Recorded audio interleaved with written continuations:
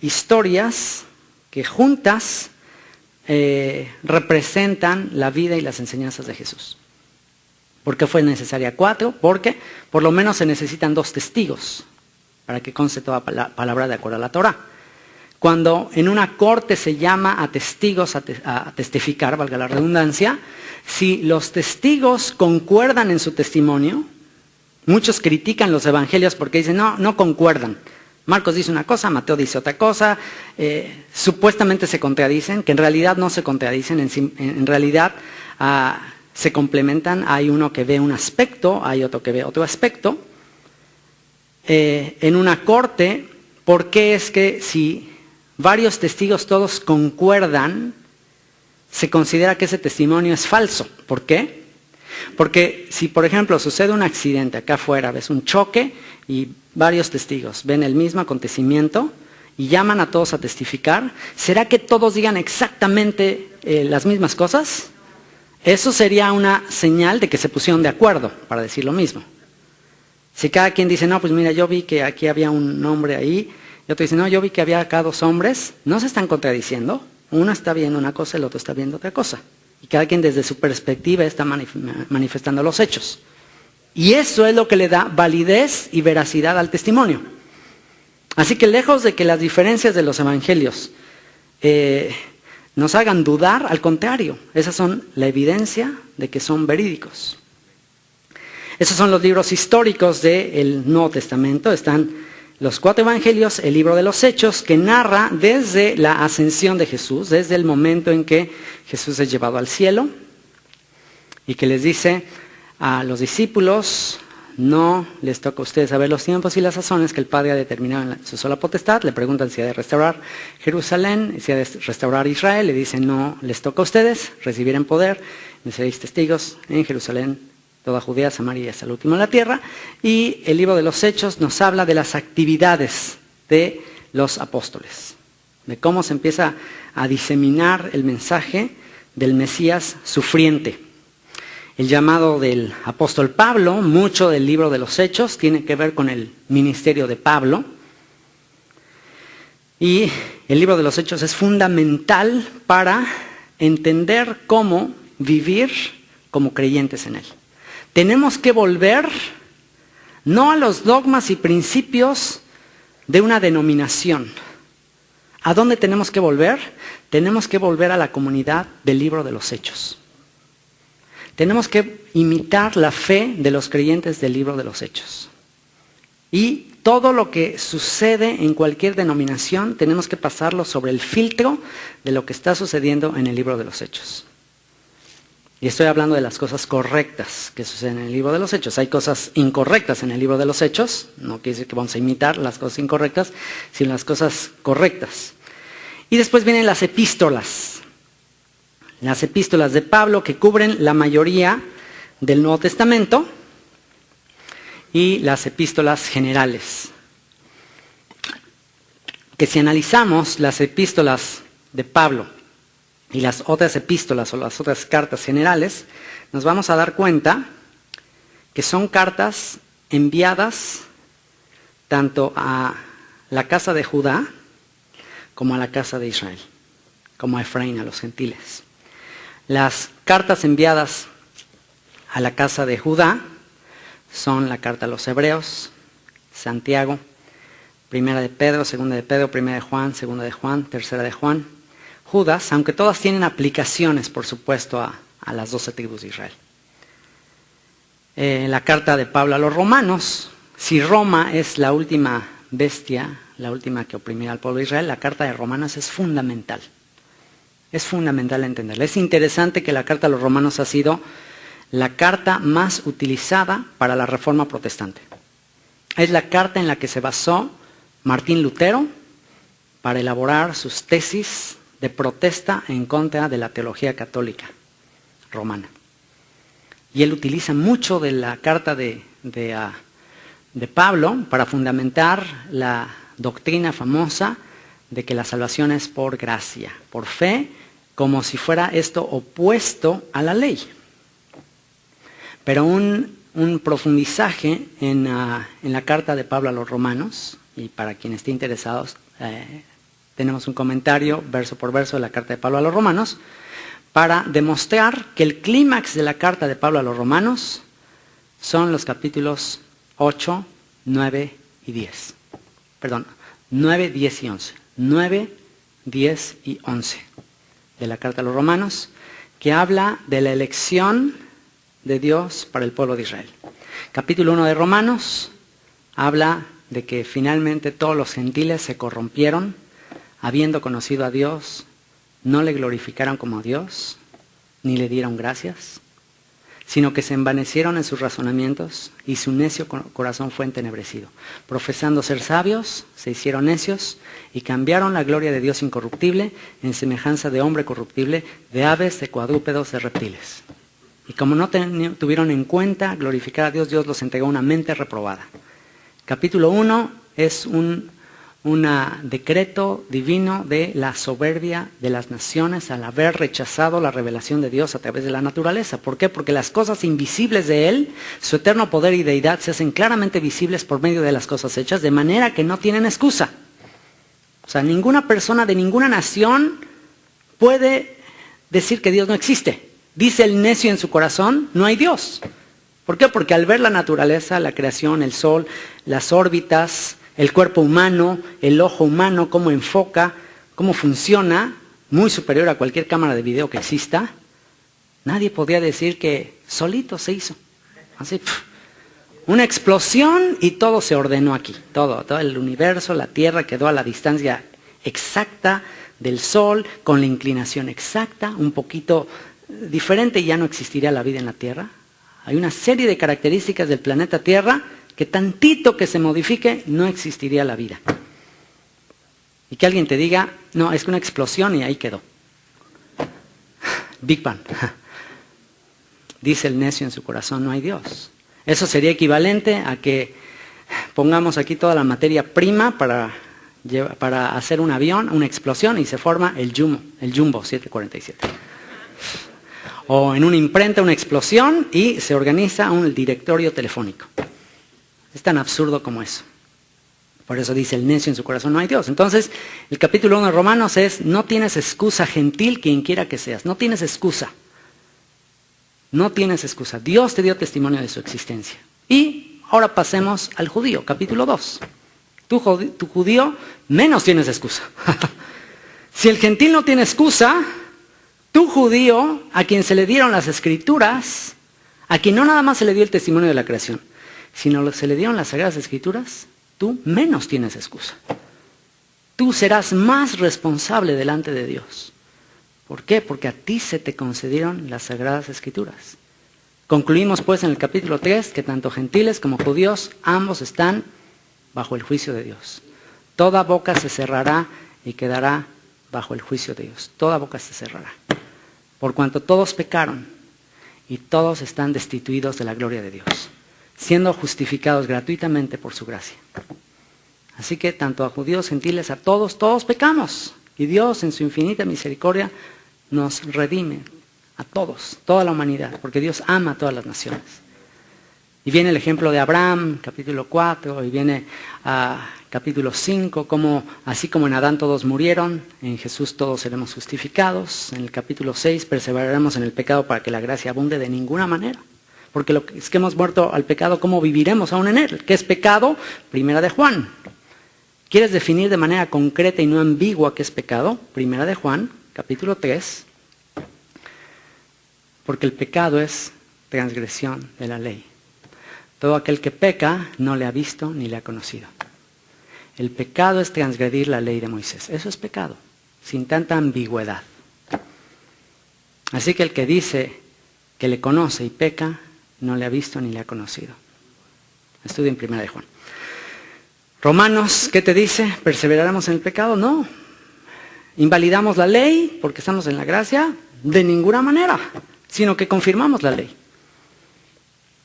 Y ya que te habla de que la ley, al contrario, la ley se establece y se aclaran muchas de esas cosas, bueno, viene la elección de Israel, capítulos 9, 10 y 11, y la elección y también el llamamiento de los gentiles, y le dice a los gentiles que están en Roma, qué curioso, a los gentiles que están en Roma les dice, no seas arrogante con respecto a ti mismo.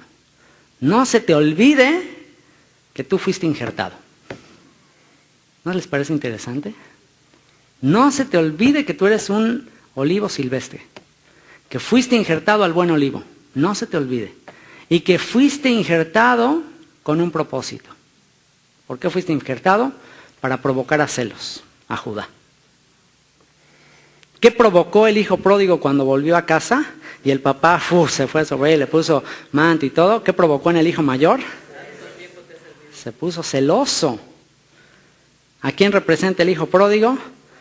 A Efraín, que se mezcló entre las naciones y que va a regresar y va a querer otra vez tomar el pacto. Y el Señor lo va a recibir y bienvenido, hijo mío, aquí está otra vez toda tu herencia. Y Judá va a empezar a ver a todo este grupo de gentiles empezando a guardar el pacto. Va a decir, no, a ver, momentito, esto es nuestro. Ustedes son gentiles. Ustedes se fueron, ustedes dejaron la herencia. Y con una actitud hacia el padre, Señor, a mí nunca me hace, yo siempre te he sido fiel. Yo siempre he estado contigo y nunca me has hecho una fiesta. Y tu hijo se fue y vivió perdidamente. ¿Y qué le dice el padre? Hijo mío, tú siempre has estado conmigo. Has sido muy celoso y eso caracteriza al pueblo de Judá. Por algo tenemos las escrituras. Si no hubiera sido por el celo de Judá, no tendríamos Biblia, se los aseguro. Ahora sí cuento la anécdota que ayer no conté. Un pastor golpeando el púlpito decía, cuidadito con judaizar. Yo aquí no quiero nada de judaizantes, no quiero aquí nada judío. ¿Quién creen que fue el primero que salió de ese lugar?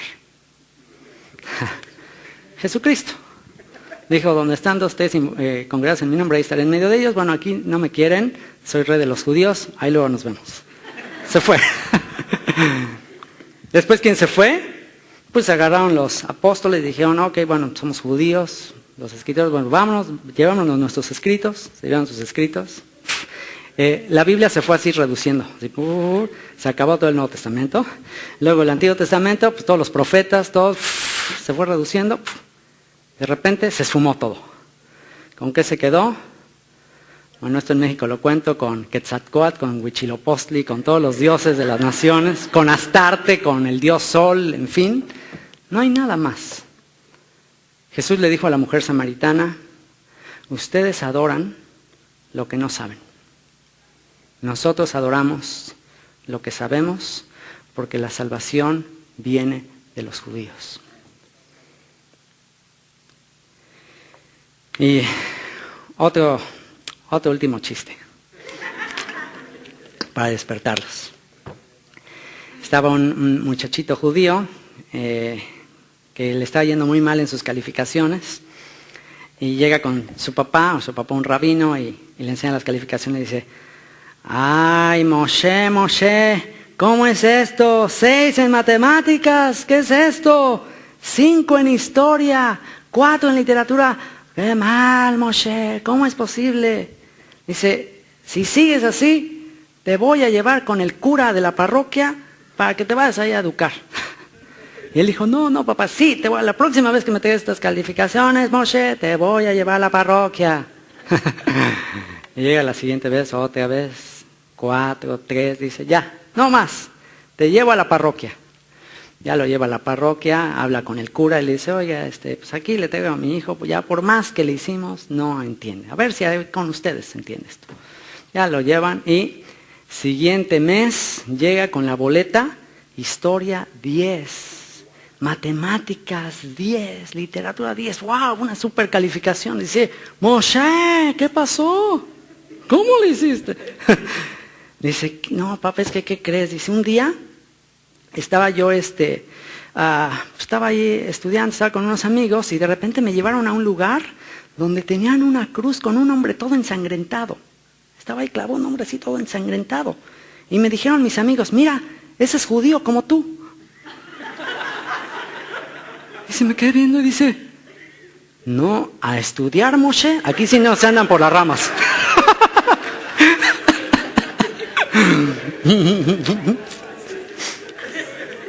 A estudiar, Moshe, ya aquí sí está dura la cosa. Ay. Romanos, muy importante para entender la redención, el plan de Dios. ¿Por qué llama a los gentiles?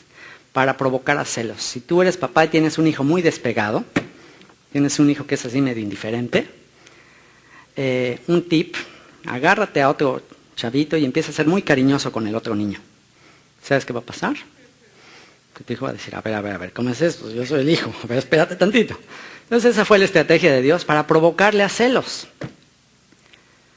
Pregunta, ¿han cumplido los gentiles en Roma la función de provocar a celos a Judá? ¿Por qué?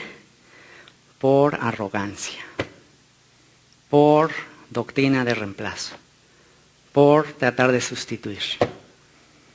¿Cuál va a ser la única manera de provocar a celos?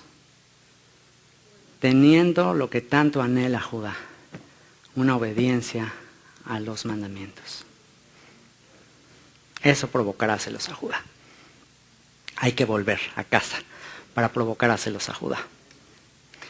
Y viene primera y segunda de Corintios, una carta escrita a los griegos en Corinto, una comunidad muy relajada moralmente hablando, gentiles que en aquella época Corinto era como decir Sodoma y Gomorra, era como decir, no sé, díganme ustedes alguna ciudad acá, como Las Vegas, dicen la ciudad del pecado. Bueno, Corinto era un reventón impresionante. Era un paso, todavía existe actualmente, así como el canal de Panamá, existe en Corinto, en Grecia, el canal de Corinto. Por ahí pasaba mucha mercadería, marineros pasaban por ahí, y pues tantos marineros y mercadería y dinero que pasaba por ahí, que creen que había mucho por ahí. Había un reventón impresionante. Ahí surge una comunidad donde abundó el pecado, sobreabundó la gracia, surge una comunidad de creyentes y de repente empiezan a hacer una clase de mezcolanzas, las fiestas del Señor los usan para borracheras, algo muy típico, muy común, ¿no? Y Pablo les tiene que escribir para corregirles. Había mucha confusión, había mucho desorden, había mezcla de idolatría, de paganismo con cuestiones sagradas. Y Pablo les escribe acerca de la doctrina a la que tenían que venir. Eso es la carta de 1 Corintios, que habla también acerca de los dones espirituales y habla acerca de cuál es el mayor don y cuál es la manifestación más grande de espiritualidad.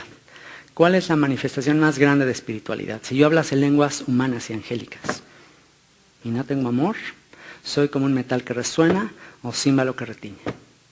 Y si entregara todos mis bienes y diera de comer a los pobres y no tengo amor, de nada me sirve. El amor es sufrido, el amor es benigno, el amor no es jactancioso. Y te habla el mayor fruto del Espíritu, la mayor manifestación de que eres una persona espiritual, es que eres una persona amorosa. Es imposible un creyente espiritual, todo amargado, todo legalista, todo criticón. Eso no es espiritualidad. Eso es carnalidad. Eso es carnalidad. ¿Cuál es la máxima manifestación de amor? Porque de tal manera amó Dios al mundo, que dio a su Hijo unigénito, para que todo aquel que en él cree no se pierda, mas tenga vida eterna. El amor es sufrido, el amor es benigno, siempre espera lo mejor de los demás. El amor todo lo cree, el amor todo lo sufre, el amor todo lo espera, el amor nunca deja de ser. Las profecías terminarán, el conocimiento envanece, las profecías terminarán, se acabará la ciencia, pero el amor permanece para siempre. La fe, la esperanza, el amor, de los tres, el mayor es el amor. 1 Corintios, muy hermoso. 2 Corintios es una defensa de Pablo ante algunos que lo estaban cuestionando, lo cuestionaban de estar recibiendo bienes por predicar el Evangelio. Él ahí justifica que el que se dedica a predicar el Evangelio viva del Evangelio, reitera lo que Jesús ya ha dicho, y es una defensa, 2 Corintios, es una defensa de su ministerio. Después viene Gálatas. Gálatas no sería suficiente el seminario de ayer y el seminario de hoy para estudiar el contexto de Gálatas. La carta más mal interpretada de toda la teología cristiana, e incluso judía. Acabo de escuchar a un maestro judío enseñando en Harvard y simplemente exponiendo lo que el judaísmo piensa de Pablo. Que Pablo dejó el judaísmo para formar una nueva religión llamada cristianismo. Y que Pablo enseñó en contra de la Torá, y la carta que más utilizan para fundamentar esto, aparte de Romanos, ciertos textos ahí, pero la que más se utiliza para fundamentar esto, ¿cuál es? Carta de Pablo a los Gálatas. Para empezar, ¿quiénes eran los Gálatas? Gálatas eran gente de origen griego, griegos que vivían en la provincia de Galacia. Es muy probable que Galatia, de hecho en inglés es Galatia, es muy probable que Galatia, la palabra Galat de entrada tiene mucho que ver con una palabra hebrea que significa Galut. Galut significa diáspora. Y es muy posible que Galacia, tiene que ver con la diáspora del Señor. Es decir, los Gálatas en realidad eran exiliados de las tribus, a los que les estaban forzando, presionando a adoptar toda la tradición oral judía para hacerlos sentir parte de la nación. Entonces el combate de Pablo con todos los famosos judaizantes. ¿Quiénes eran los judaizantes? Ni siquiera es como, según se dice comúnmente, que los judaizantes eran judíos. Ni siquiera es así. Los judaizantes eran conversos. En su carta a los filipenses habla de los perros. Guardaos de los perros. Guardaos de los mutiladores del cuerpo. ¿Quiénes son los perros mutiladores del cuerpo? Los que promovían la circuncisión en la carne. ¿Quiénes eran los que se circuncidaban? Que dice, los que se circuncidan mejor es que les corten todo. ¿Quiénes eran esos que enfatizan? ¿Quiénes eran los que se tenían que circuncidar? Pues alguien que no se había circuncidado al 8º día. Si alguien se tiene que circuncidar después, ¿qué quiere decir? Que no era un judío originalmente y después se hizo judío, se convirtió. ¿Y qué pasó después? Bueno, una vez que se hizo judío, sucede naturaleza humana. Resulta que trataban de hacerse más judíos que los judíos. ¿Qué pasa a veces tristemente, quiénes a veces son los agentes de migración en esta nación? Los más duros, a veces. Los chicanos. O sea, ¿cómo? Pues si a mí me costó trabajo, pues a ti también que te cueste trabajo. Y eso pasó, hubo algunos, porque realmente Pablo no era tanto su conflicto con los ancianos, con el liderazgo. Ahí vemos cuando llega a Roma, que les dice, bueno, tenía unos problemas ahí en Jerusalén. Los ancianos en Roma, los líderes de la comunidad judía, dicen, no, nosotros ni sabíamos eso. Entonces, ¿con quién tenía problema? ¿Quiénes eran los judaizantes? Perros mutilados del cuerpo. Gentiles conversos que trataban de ponérsela complicada a los gentiles que estaban acercándose para que se convirtieran.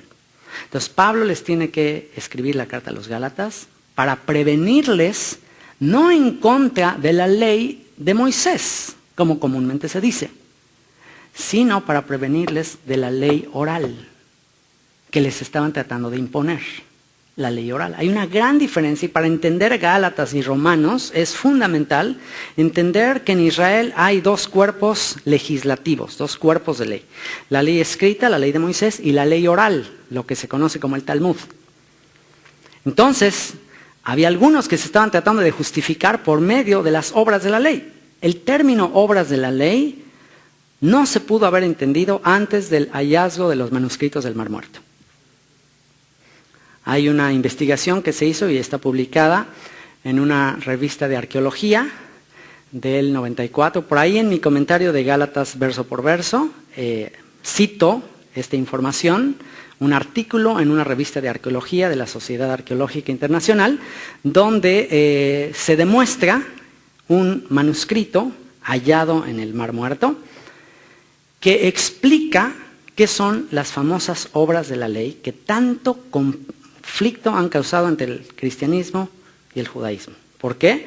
Porque Pablo dice, maldito el que está sujeto a las obras de la ley. Maldito el que trata de justificarse por las obras de la ley. Entonces, teología cristiana automáticamente, ¿qué dice? Maldito el que trata de cumplir la ley. Maldito el que trata de cumplir la ley de Moisés. Está bajo maldición. Entonces, así como que no cuadra. Ah, caray, ¿cómo está eso? Pero si Moisés dijo que esta es tu vida. Moisés dijo, si obedeces es bendición, es vida. Si desobedeces es maldición. Entonces, ¿cómo es que Pablo dice, si le tratas de obedecer es maldición? No entiendo. Entonces, Pablo, una de dos, o Pablo es un falso profeta, o Pablo está hablando de otra cosa. Y podemos demostrar con el Nuevo Testamento que cuando Pablo dice la palabra ley, no necesariamente está hablando de la ley de Moisés. Cuando un rabino actualmente está exponiendo, está dando una conferencia, tú puedes oír que dice, no, y dice la Torá, y dice la Torá, y dice la Torá, pero solamente conociendo la Torá y la Torá oral, tú sabes, bueno, ahora está hablando de la Torá oral, ahora está hablando de la Torá escrita. Pero para el judaísmo ortodoxo es indistinto. ¿Cómo podemos demostrar que cuando Pablo dice ley puede estar hablando de ambas, de cualquiera de las dos leyes? Un ejemplo de ellos, en una de sus cartas a los Corintios, de hecho, les voy a dar nada más esta prueba y con esto los voy a dejar. Una prueba para demostrarles que Pablo puede estar hablando de ley y referirse a dos cosas diferentes. Primera de Corintios,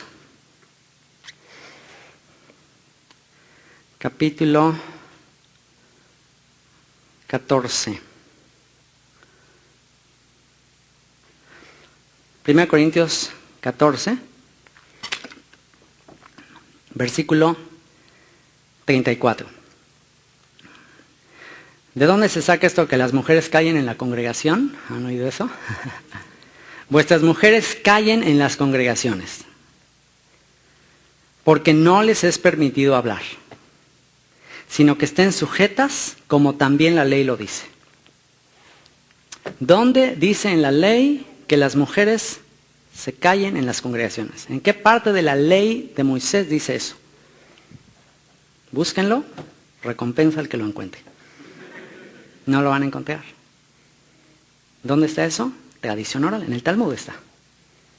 Existen los códigos de ética, de comportamiento dentro de una sinagoga. Entonces, interesante que Pablo utiliza ciertos aspectos de la tradición de cómo comportarse en una sinagoga y se los aplica a los gentiles. Eso quiere decir que Pablo no fue en contra de todas las cosas de la ley oral. Utilizó incluso ciertos aspectos de la ley oral. Hubo otros que no. Hay aspectos de la ley oral que contradicen el mandamiento escrito. Y aún en el judaísmo se enseña que la ley escrita tiene precedencia sobre la tradición oral. Entonces, en su carta a los Gálatas, no es que Pablo esté combatiendo en contra de la ley de Moisés, de la ley escrita. Eso no puede ser. Está combatiendo en contra de la ley oral, que muchos que decían ser doctores de la ley, gentiles, conversos, no sabían ni lo que hablaban ni lo que decían. Y él, como discípulo de Gamaliel, sabiendo exactamente cómo interpretar la ley, él sabía que tenía precedencia. Entonces, en su carta a los Gálatas, lo único que hace es combatir esa herejía de tratar de imponerles a los gentiles vivir conforme al judaísmo tradicional. Sería similar actualmente a forzar a los gentiles a adoptar todas las tradiciones y costumbres y leyes judías. Y esto es algo también que se está dando en algunas comunidades que están buscando volver a las raíces hebreas. Esto es también algo común, de empezar a hacer énfasis en costumbres, en tradiciones. Y la costumbre, la tradición es bonita, tiene unas cosas muy lindas. El día de ayer partimos el pan, la copa. Mucho de lo que hicimos ayer pues es tradición. Pero una cosa es decir, mira esto qué bonito, mira este símbolo, mira las velitas, qué bonito es prenderlas, mira el pancito, el vino, qué bonito todo esto. Otra cosa es decirles, no, Dios manda esto y lo tienes que hacer así, si no lo haces así estás mal. Eso es otra cosa. Eso es lo que empezó a pasar en Gálatas, entonces ya se tiene que poner orden, eso es lo que hay que cuidar nada más y asegurarnos de que no tratamos de justificarnos por las obras de la ley, por la tradición oral, sino por la fe de Cristo, por la fe en la Escritura, a lo que fue fiel el Mesías. Eso es lo que habla Gálatas y estamos a punto de cerrar. Viene la carta a los Efesios. Gálatas habla del código al que tiene que someterse un llamado entre las naciones a ser parte del pueblo de Israel, a someterse no a las tradiciones, a las doctrinas de los hombres, sino a la ley escrita. Efesios habla de la identidad, de que de ambos pueblos Dios hizo uno, derribando la pared intermedia de separación. Efesios es la revelación de Ezequiel capítulo 37. Para entender Efesios hay que entender Ezequiel capítulo 37. Después viene Filipenses, estas cartas. Filipenses, Colosenses son cartas escritas desde una prisión, desde la cárcel. Filipenses, aún estando en la prisión, Pablo en Roma, habla acerca del gozo, de gozarte, de regocijarte, aún en las peores pruebas y aflicciones. Filipenses exalta el gozo sobre el sufrimiento y muestra que todo tiene un propósito en la vida. Filipenses nos exhorta a tener el mismo sentir que hubo en Cristo Jesús, el cual siendo en forma de Dios no estimó el ser igual a Dios como cosa que aferrarse, sino que se despojó a sí mismo tomando forma de siervo. Así que Filipenses es un llamado al gozo y un llamado a la humildad. Colosenses es una carta muy doctrinal. Colosenses es una carta que nos habla de el Mesías como la imagen del Dios invisible, aquel que manifiesta los atributos de un Dios a quien no podemos ver. Él manifiesta los atributos, las virtudes, las enseñanzas y como tal tenemos que someternos a Él porque Él es la palabra que sostiene toda la creación. Y por tanto tenemos que someternos a Él y no a preceptos, a filosofías, a huecas sutilezas según las tradiciones de los hombres y no según Cristo. Porque en Él habita corporalmente toda la plenitud de la deidad y nosotros estamos completos en Él. Entonces, lo que le está diciendo a los colosenses es, sométanse a Él, que es la cabeza, sométanse a Él. ¿Por qué? Porque había algunos que se estaban todavía, venían de un contexto gentil y traían todas muchas idolatrías y muchas cuestiones gentiles, entonces es una exhortación a, dejen esas cosas, vístanse del hombre nuevo y sean revestidos de lo que Él enseña. Y en el capítulo 2 hay una exhortación a no dejar, y es una contradicción, porque en el capítulo 2 dice, nadie os juzgue en comida, bebida, luna nueva, días de fiesta, días de reposo, todo lo cual es sombra de lo que ha de venir. Entonces, sin conocer todo el contexto de Colosenses, ese versículo en la teología cristiana se interpreta al revés. Se interpreta como que nadie os juzgue en comida, bebida, luna nueva, días de fiesta, días de reposo. Se interpreta como que, ¿ves? No hay que celebrar Shabbat. A ver, gentiles, no celebren Shabbat, ni celebren las fiestas, no celebren nada de eso, nadie les juzgue.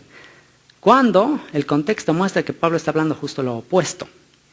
Y es, no nadie te juzgue por no cumplir, sino nadie te juzgue por cumplir.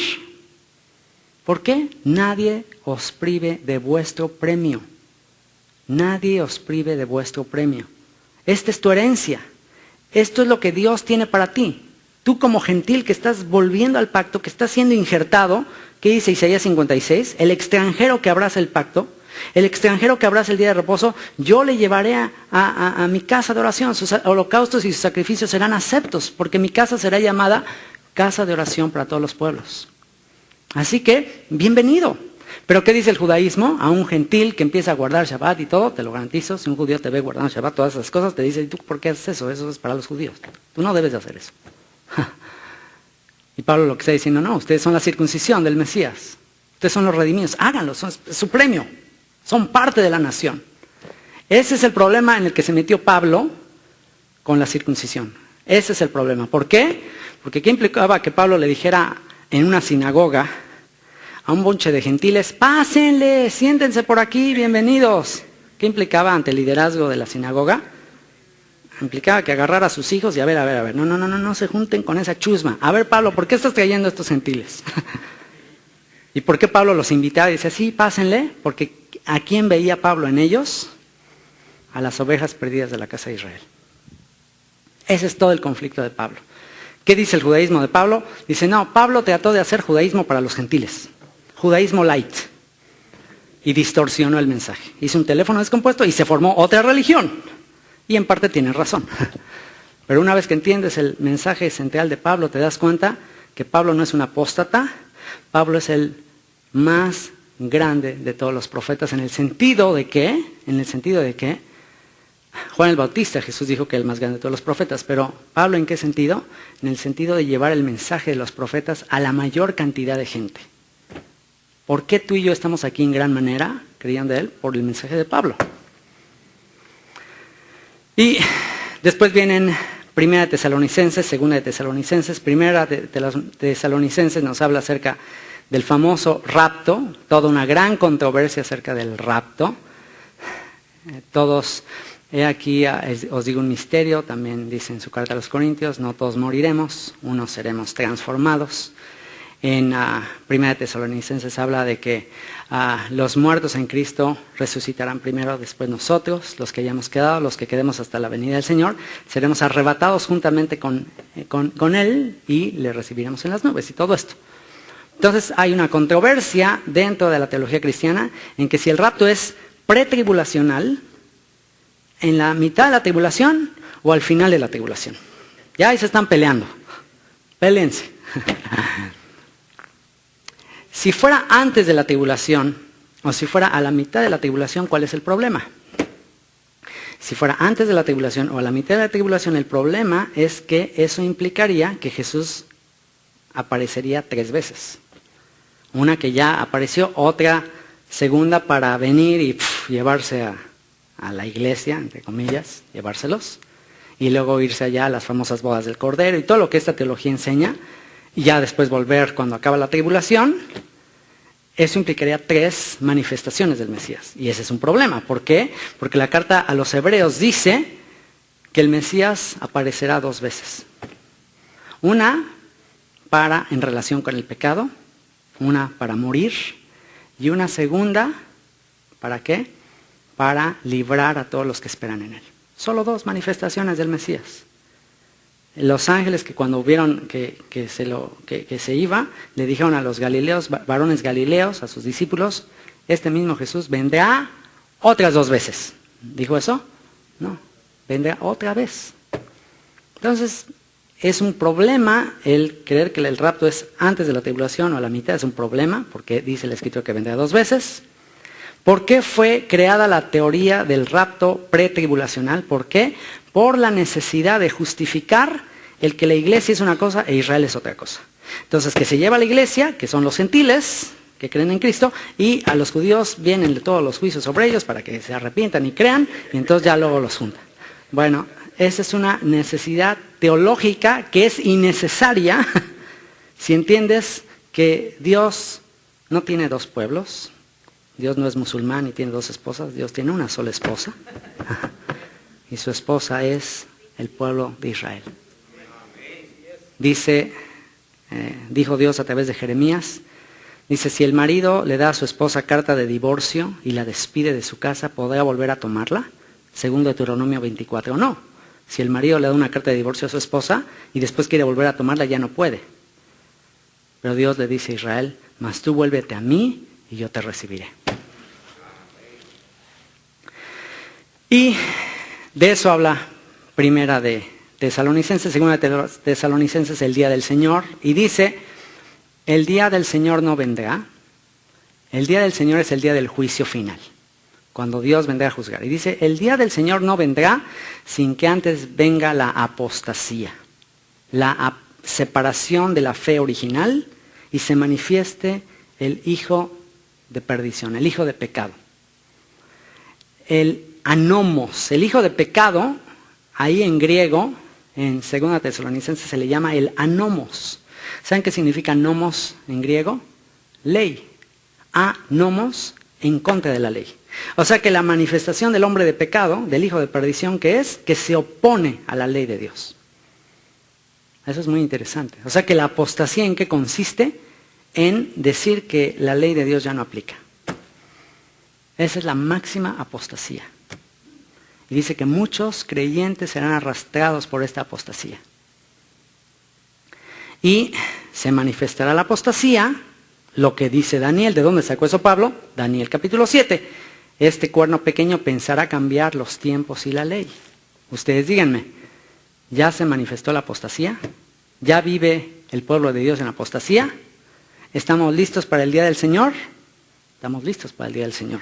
Solo falta una cosita para que se manifieste el día del Señor.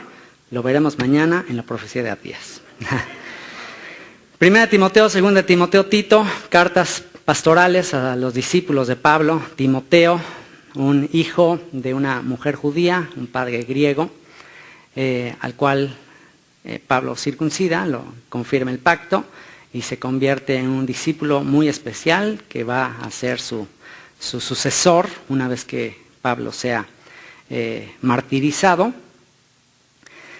Primero y segundo de Timoteo nos hablan de cómo aplicar la ley a las nuevas comunidades, muchas de ellas de un origen gentil. Y a Timoteo se le exhorta como un obrero bien preparado. ¿A qué le exhorta principalmente Pablo a Timoteo? ¿A qué le exhorta? ¿A qué? A presentarse como un obrero que no tiene de qué avergonzarse. Que usa bien la palabra de verdad. ¿Cuál es la palabra de verdad?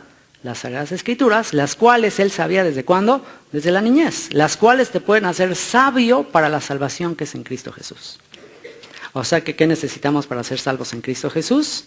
Escudriñar las Sagradas Escrituras, el Tanaj, el Antiguo Testamento. O sea que cuando alguien te diga, no, eso no hay que escudriñarlo, eso no hay que leerlo, eso es el espíritu de apostasía. Eso es lo que viene de Roma. Segunda Timoteo, esa exhortación, reprende con toda doctrina, reprende, instruye, enseña a tiempo, fuera de tiempo. Cuando ya se te acabó el tiempo, ya se acabó el tiempo, ya vamos a comer. No, instruye a tiempo y a fuera de tiempo. Sigue enseñando, porque llegarán días en que no sufrirán la sana doctrina, sino que se amontonarán maestros conforme a sus propias concupiscencias y apartarán el oído de la verdad. Así que Timoteo es exhortado a que permanezca, a que pelee la buena batalla. Y Tito es un discípulo de origen griego, al cual también discipula, capacita el apóstol Pablo para que dirija a gentiles, comunidades que vienen de un contexto como el de él, y también le da ahí algunos requisitos acerca de los líderes de una congregación, de los servidores de una congregación. Después viene su carta de Filemón. La carta de Filemón simplemente es una carta que le manda con un esclavo llamado Onésimo, a quien Pablo se lo encuentra en la cárcel. Y se encuentra Onésimo y ahí le dice, oye, ¿tú por qué estás en la cárcel? No, pues porque ando huyendo de mi patrón, de mi amo. Le robé una lana y y pues aquí estoy. Y Pablo, ¿qué creen? ¿Qué creen que hizo Pablo con uno que ya le dice de qué pie cojea? ¿Qué hace Pablo? Le comparte del Mesías. Le habla acerca de la redención. Y Onésimo se convierte. Y una vez que se convierte, le dice, ok, ¿sabes qué? Tienes que restituir lo que hiciste. O sea, no nada más sí, perdóname Señor y ya ahí muere. No. Hay que restituir lo que hiciste. O sea, hay que pedirle perdón a Dios. Sí, efectivamente, pídele perdón a Dios, pero también tienes que ir a pagar lo que debes.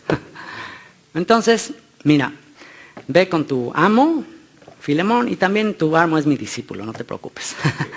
Llévale esta carta, le escribe la carta a Filemón, llévasela y se la entregas y no te preocupes. Un amo en aquella época tenía la potestad de matar a su esclavo si le había faltado en algo. Entonces, pues Onésimo tenía miedo, obviamente, de volver con su amo. Le dice, no, llévale esta carta y con esta carta no va a haber problema. Y entonces lleva a Onésimo con la carta y en esa carta Pablo le dice a Filemón, ¿sabes qué?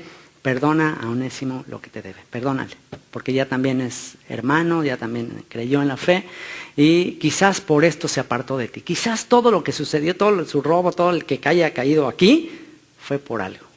Así que recíbele como un hermano, recíbele. Y si algo te debe, pónmelo a mi cuenta y yo te lo pagaré. ¡Wow! Eso es impresionante. Eso nos enseña muchos principios. Restitución, nos enseña a perdonar cuando es imposible perdonar. A lo mejor a veces tú no puedes perdonar a alguien. A lo mejor tú a veces dices, no, es que lo que me hizo, esto sí no se lo puedo perdonar. ¿Te ha costado trabajo perdonar a alguien? Bueno, tip, que nos lo enseña Pablo en Filemón.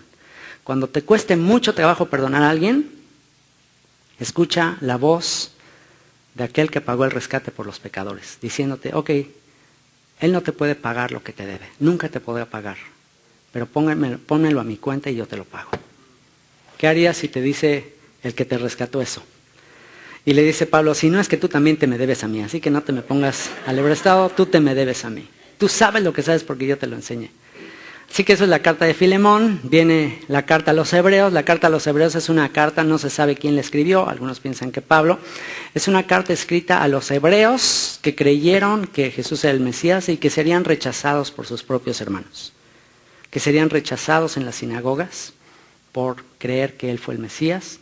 Llegó el momento en que hubo una separación. ¿En qué momento inició una división entre los judíos no creyentes en el Mesías, en Jesús, y los creyentes? ¿En qué momento surgió la separación?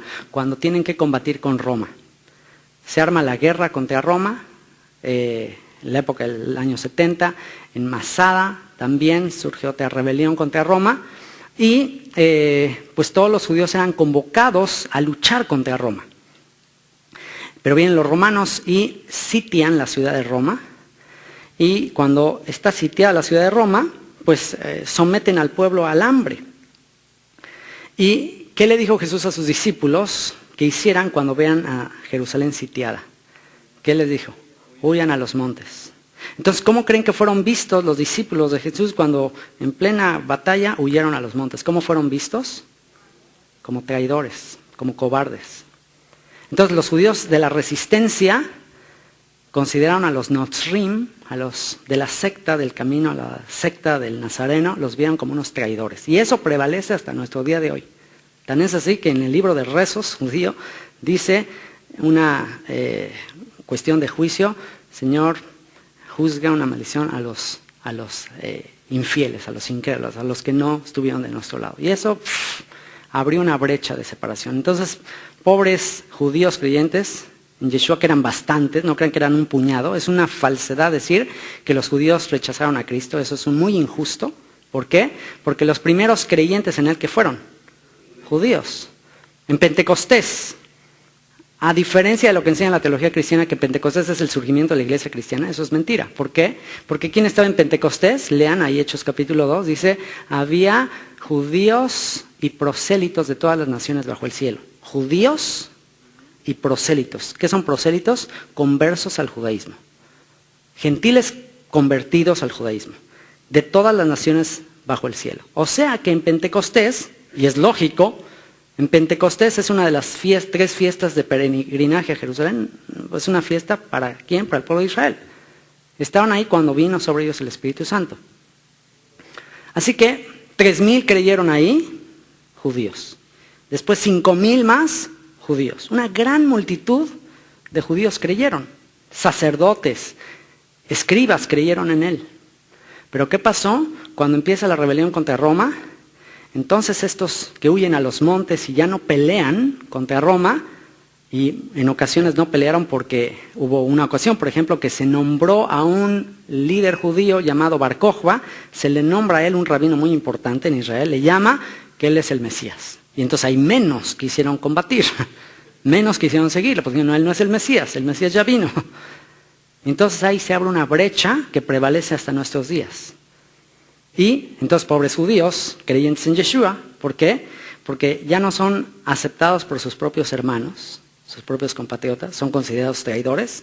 Y en el mundo gentil, ¿qué opinan? Surge la iglesia romana, que a todos los que tratan de guardar todas las cosas judías los persiguen como herejes. Entonces, pobres hebreos creyentes ya no son ni de aquí ni de allá. Ya nadie, así como la India Mari, ya nadie los acepta. Y entonces, ¿qué les exhorta la carta a los hebreos? Permanezcan. Ahí tienen este testimonio, esta gran nube de testigos. Ahí tienen a Abraham, ahí tienen a todos estos hombres que fueron perseguidos, fueron aserrados, y todos estos no recibieron lo prometido, pero se mantuvieron fieles. Entonces, como esta gran nube de testigos, permanezcan ustedes fieles. Salgan de las puertas y lleven su vituperio. Ok, tendrán que ser llevados al exilio, pero aguanten. No se vayan a alejar de él, porque si el Señor no perdonó a los que fueron exhortados desde el cielo ahí en Sinaí, si no, Dios no los perdonó a ellos, pues si ustedes se vuelven atrás, pues entonces ya no hay redención, ya no hay manera de redimirlos. Esa es la carta a los hebreos, hablándoles del nuevo pacto, hablándoles de ahora que van a estar en el exilio, cuál es nuestro sacerdocio, porque si va a haber exilio, ¿cuál va a ser nuestro sacerdocio? Les habla de un nuevo sacerdocio, no del orden de Leví, un nuevo sacerdocio del orden de Melquisedec. Y es toda una carta muy, muy compleja, pero muy, muy hermosa, la carta a los hebreos. Y viene Santiago, cuyo nombre original es Jacob. ¿Y qué tiene que ver con Jacob? ¿Qué tiene que ver Jacob con Santiago? Bueno, a Jacob le pusieron San Jacob. Y después San Jacob se convirtió en San Jacob Santiago.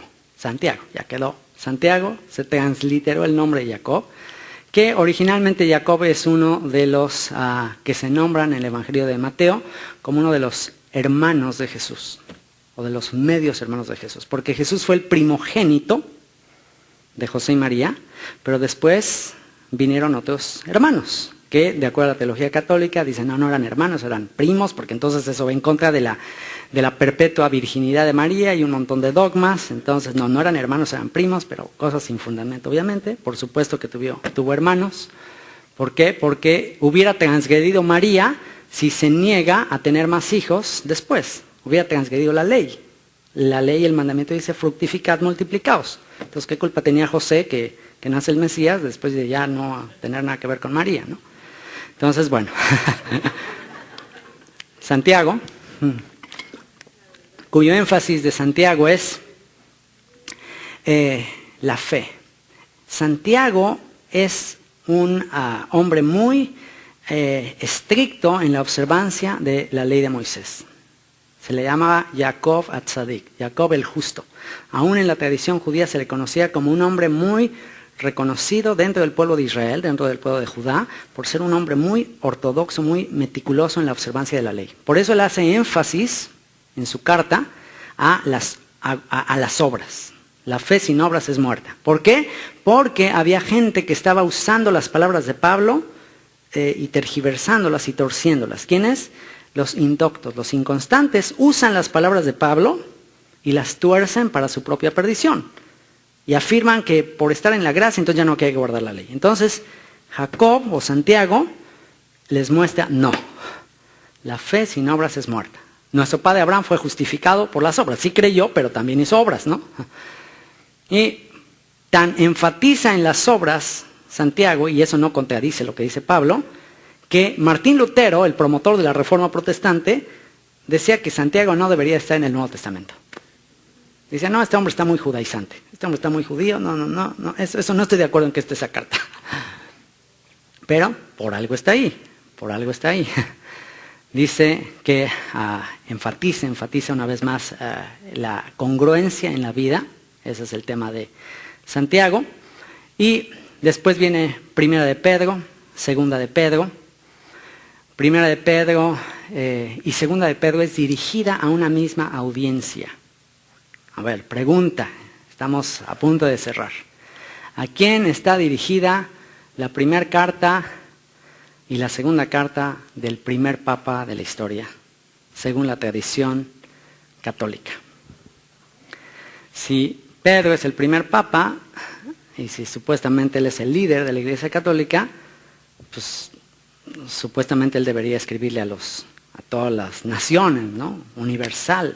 Él es el fundador de la Iglesia Universal. Todavía está su estatua ahí en el Vaticano, en la Basílica de San Pedro. Es una estatua que, esa estatua antiguamente era del dios Júpiter, tiene las llaves así, y era del dios Júpiter y después lo bautizaron y ahora ya es Pedro. Y tiene un pie ahí, yo estuve ahí, yo lo vi, un pie tiene las siluetas de mármol, esa escultura, y un pie tiene la silueta de los dedos, el otro pie ya no tiene la silueta de los dedos, ya está totalmente liso. ¿Por qué? Porque hay filas y filas de gente dándole un beso al pie de mármol. Y ya tantos besos, tan saliva ahí que ahí se ha botado, que ya se puso lisito el mármol. Y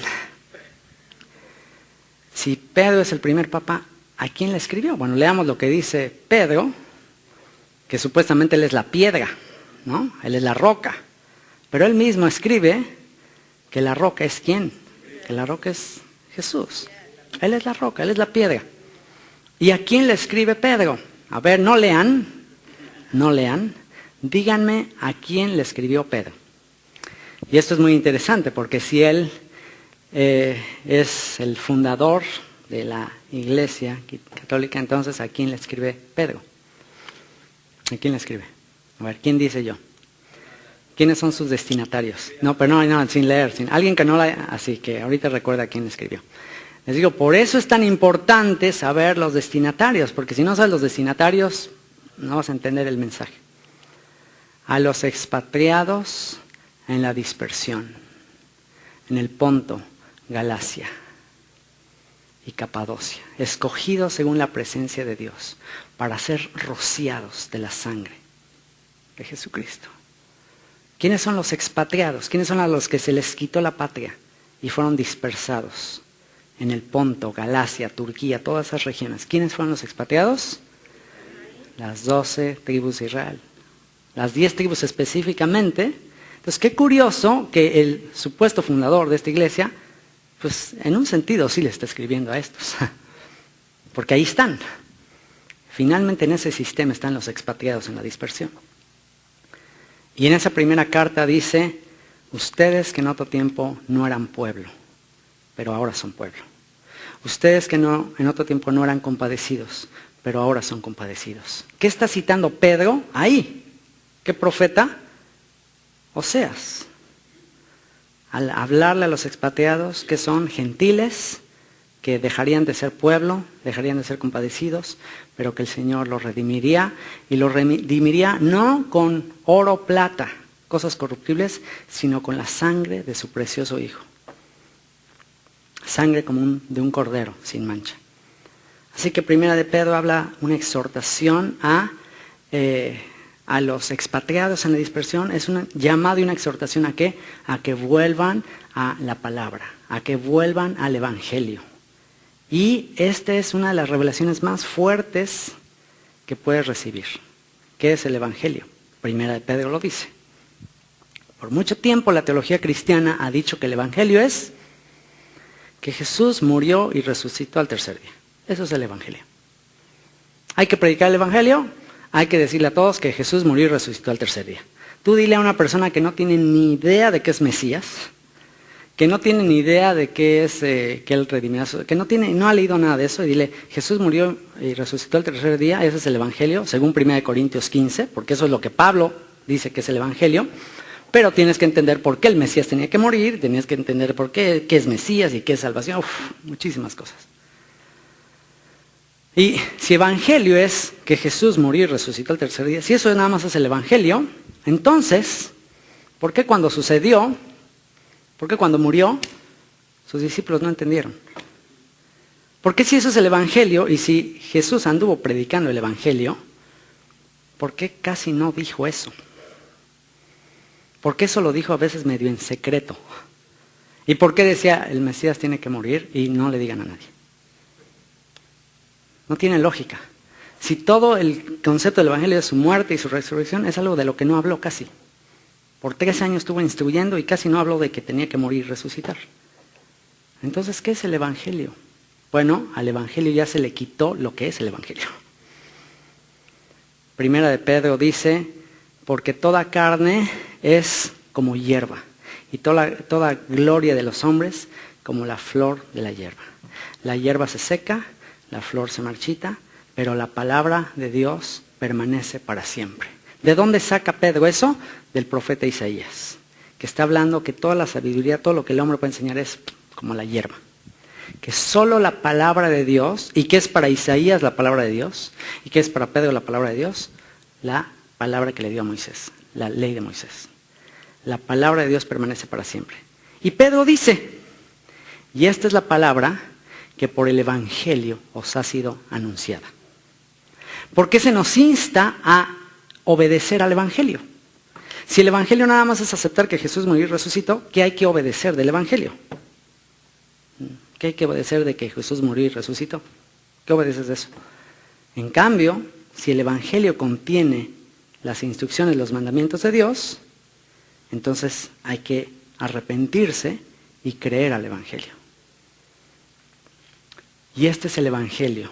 Esta es la palabra que por el Evangelio os ha sido anunciada. Eso habla primera de Pedro. Segunda de Pedro es una reiteración de lo mismo, diciendo, cuidado de los falsos maestros. Cuidado de los que vendrán y utilizarán la gracia como un pretexto para el libertinaje y para seguir transgrediendo la ley. Y eso será confirmado más tarde por Judas. Y para reiterar el concepto de que estar en luz, estar en el Evangelio, estar en la palabra es obedecer sus mandamientos, primera de Juan. El que dice creer en Él debe andar como Él anduvo.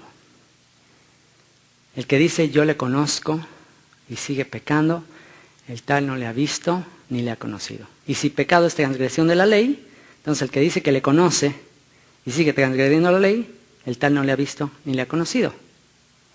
Muchos vendrán en aquel día, dijo Jesús en Mateo. Muchos vendrán en aquel día diciendo, Señor, ¿no hicimos milagros en tu nombre? ¿Y echamos fuera demonios? ¿Y qué dice que les dirá? Nunca os conocí. Apartaos de mí, hacedores de maldad. Y la palabra maldad ahí, si la buscas otra vez en el Strong's, en griego, es la palabra anomía. ¿Qué dijimos que es anomos? En contra de la ley. En otras palabras, a aquellos que vendrán aquel día, hicimos milagros, echamos fuera demonios, les dirá, apártense de mí, transgresores de la ley. Nunca les conocí. Wow, son palabras muy fuertes de arrepentimiento, de lo cual habla primera de Juan, un llamado al arrepentimiento. Segunda de Juan es un mensaje a dos hermanas. Dos hermanas que para entender el mensaje de segunda de Juan hay que conocer el mensaje de Ezequiel capítulo 23, que habla también de dos hermanas. Ahola y Aholiba. ¿Quiénes son estas dos hermanas? Jerusalén, Samaria, las dos capitales del reino. Y que habla de la apostasía y de todo lo que hicieron estas dos hermanas. La segunda carta de Juan. Juan escribe de manera muy profunda. Por eso le escribe el Apocalipsis, porque wow, es una revelación, habla por medio de alegorías acerca de la redención. Así que segunda de Juan habla de estas dos hermanas, a las cuales el Señor había de restaurar. Tercera de Juan, una amonestación final a Judá, que no recibe el testimonio de Yeshua, del Mesías sufriente, de Jesucristo. Y Judas, una exhortación a luchar y contender ardientemente por la fe dada una vez a los santos. De dejar esa actitud así, no quiere decir que no seamos cuidadosos, como dice, lo formal no quita lo valiente, por ahí dice. ¿Lo qué? Lo cortés no quita lo valiente, ok, pero Judas te dice, ¿sabes qué? No adoptemos una actitud de indiferencia ante la falsa doctrina, ante los falsos maestros. Hay que contender ardientemente por la fe dada una vez a los santos. ¿Por qué? Porque hay muchos hombres que han entrado, dice, encubiertamente. Se han introducido encubiertamente dentro del rebaño de Dios, se ha metido un enemigo, han sembrado cizaña. ¿Qué tenemos que hacer los que hemos recibido esta revelación? Hay que luchar ardientemente por restaurar a la nación del pacto. Hay que luchar ardientemente. ¿Por qué? Porque muchos están usando, una vez más, la gracia como una licencia para seguir pecando. Ese es el mensaje de Judas. Y por último, Apocalipsis. Redención final del pueblo de Israel. Apocalipsis, la razón por la que más se malentiende y más se hace una serie de cosas sin sentido, es porque Apocalipsis simplemente es una colección de textos de los profetas. Que si no conoces los profetas, entonces pues vas a inventar una serie de alucinaciones de Apocalipsis. Pero en realidad, Apocalipsis es un collage de todos los profetas. Solamente te muestra la redención final, el cumplimiento, los juicios, las plagas que han de venir sobre la humanidad para sacar de ahí a sus escogidos, una multitud de todas tribus, naciones y lenguas, que ¿qué harán el día que estén delante del trono y del Cordero? Todos cantarán. ¿Qué cántico cantarán? Dice, cantarán el cántico de Moisés. Ah, caray. Todos los redimidos entre las naciones, ¿qué van a cantar? Cuando salgan entre las naciones, el cántico de Moisés. ¿Cómo que el cántico de Moisés? ¿Que eso ya no estaba expirado? No. Cantarán el cántico de Moisés y el cántico del Cordero, diciendo, justos y verdaderos son tus caminos. Señor, nos has redimido. Las 12 tribus de Israel. Y desciende la nueva Jerusalén del cielo, que tiene 12 puertas. Y cada una de esas 12 puertas, los nombres de los 12 tribus de Israel. Y no entrará a ese lugar cosa inmunda, ni los extranjeros, ni los perros estarán fuera. Solo los que estén inscritos en el libro de la vida y del Cordero. El que sea injusto, termina diciendo, sea injusto todavía. El que sea santo, santifíquese todavía. ¿Qué quiere decir? Si escuchas la voz del Señor, si escuchas hoy su voz, si Él toca tu puerta y oyes su voz, abre la puerta. El Espíritu y la esposa dicen, ven, Señor Jesús, ven. Si escuchas hoy su voz, si abres la puerta, Él vendrá a ti y cenará contigo y tú con Él. Y todo el mensaje a las 7 iglesias que aparecen a Él, allí es un mensaje a todo el periodo histórico de los creyentes a lo largo de la historia. Les recomiendo estudiar verso por verso, ese texto es impresionante, cronológicamente, cómo muestra el desarrollo de las comunidades de creyentes, que llegarían a un punto de apostasía. Pero de todas esas 7 iglesias a las que exhorta, esto dice el Espíritu a las iglesias, de todas esas iglesias a las que exhorta, hay una iglesia en particular, hay una comunidad en particular a la que le dice, tú eres especial. ¿Cuál es la comunidad especial de esas 7 iglesias a las que exhorta? De todas dice cosas malas y buenas, pero a esta dice, tú, por cuál has guardado la palabra de mi paciencia, tú eres especial. ¿Quién es esa famosa comunidad? Filadelfia. ¿Qué es lo que se habla bien de ella? Porque no has negado mi nombre y has guardado mi palabra. Y habla de ese momento cuando el dragón, la serpiente antigua, es echada a la tierra y viene a perseguir a la descendencia de la mujer, que no es la Virgen María, por supuesto. ¿Quién es la mujer? Es la misma que soñó José, ese sueño que tiene las 2 estrellas, etcétera, y el sol, la luna. Esa mujer que da luz, un hijo que ha de reinar a las naciones, y que después esa mujer es perseguida por el dragón. ¿Quién será esa mujer? La nación de Israel, que es llevada al desierto para ser preservada ahí.